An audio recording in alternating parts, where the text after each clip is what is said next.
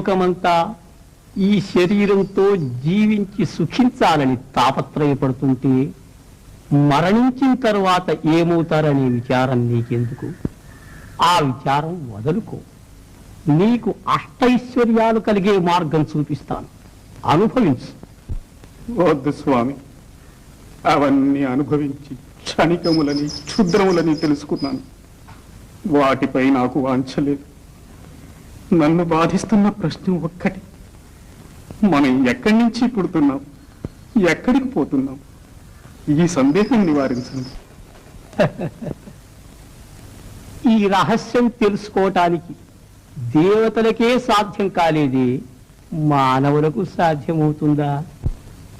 మీ వంటి మహానుభావులే సాధ్యం కాదంటే మాకు దిక్కెవరు స్వామి?